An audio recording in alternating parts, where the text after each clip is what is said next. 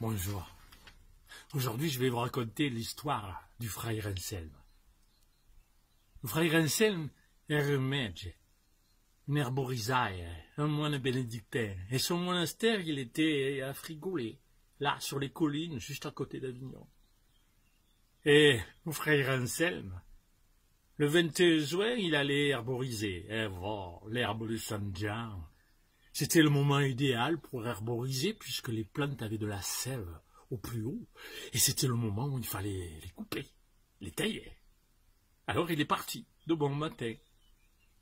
Et il a coupé, taillé du trescalan, de la farigoule, du pebredase, le trescalan per les cols, les plagnes, et le sinogloss qui favorise le sommeil, et le cucareo qui reste le sang.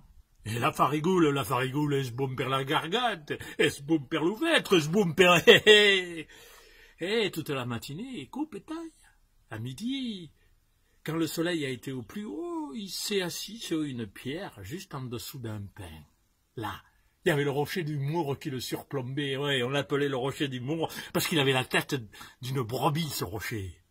Et il a laissé son esprit vagabonder une fois qu'il a eu mangé son quignon et son morceau de sève. Ouais, non, quand tout à coup, il a entendu le son d'un oiseau. Mais alors, merveilleux, plus beau que le merle. Il n'avait jamais entendu le son d'un oiseau aussi beau que celui-là. Et cette musique lui a rempli la tête, le cœur. Il a cherché où était cet oiseau. Et là, il a vu un pin, là, à 20 pas. Et une silhouette d'oiseau dans l'arbre. Alors, il a fait quelques pas pour s'approcher, pour le voir. Peut-être pour l'attraper, pour la ramener à son monastère, pour le montrer à ses frères, ce chant qui réchauffait le cœur. Mais à peine avait-il fait quelques pas que l'oiseau avait disparu. Il s'est retrouvé là, tout seul.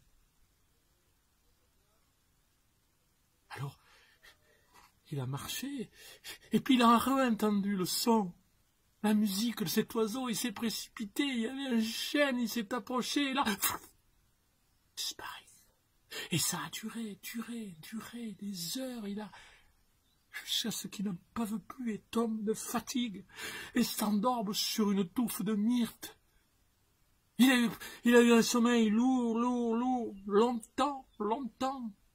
Et quand il s'est réveillé, le soleil était en train de se coucher, il s'est dit, mais il faut que je rentre au monastère, mais il n'arrivait pas à retrouver son chemin. Il a marché dans un sens, dans l'autre, et puis il a vu le rocher du Mour. Il a dit, là, derrière le rocher du Mour, c'est le monastère. Et il est parti vers le rocher du Mour, et quand il est arrivé au rocher du Mour, il a eu du mal à retrouver le sentier habituel. Mais le monastère était bien là, en bas, qui brillait sous le soleil couchant. Et au fond, là-bas, l'eau rose qui brillait comme un fil d'argent. Il était chez lui. Alors, il est descendu, a traversé la rivière, la petite rivière, et il est allé jusqu'à la porte du monastère, et il a tiré la cloche. Il s'est dit, c'est le frère Bénézé qui va m'ouvrir, il va me demander pourquoi j'ai été aussi tardier. Le Judas s'est ouvert.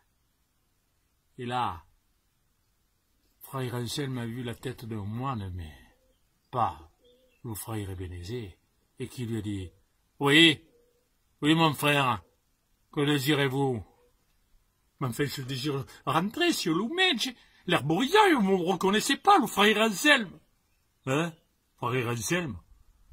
Il n'y en a pas ici.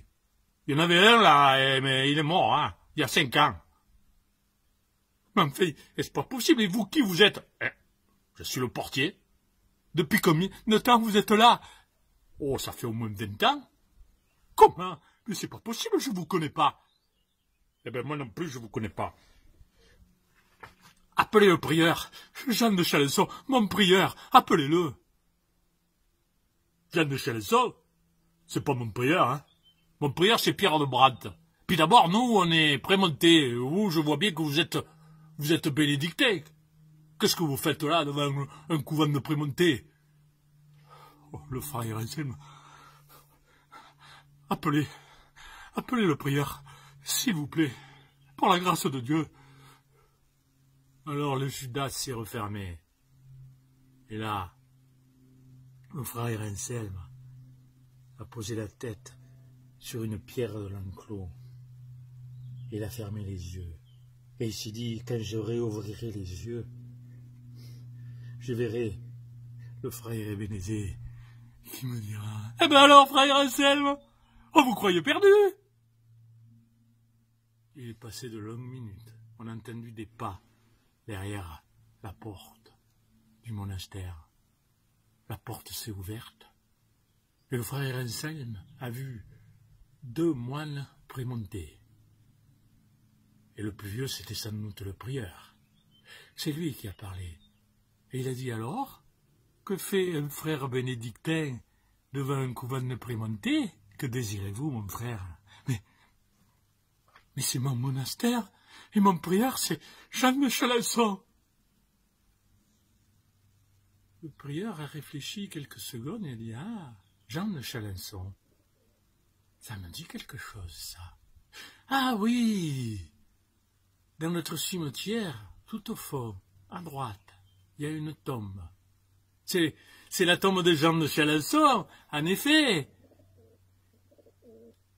Le dernier prieur bénédictin de ce monastère. Mais le pape l'a donné aux prémontés. Il y a 150 ans, mon frère. Alors là, le frère Anselme s'est senti pris de panique. Il s'est reculé de quelque part. Il s'est retourné et s'est enfui en hurlant. Et on l'a plus jamais revu. À peine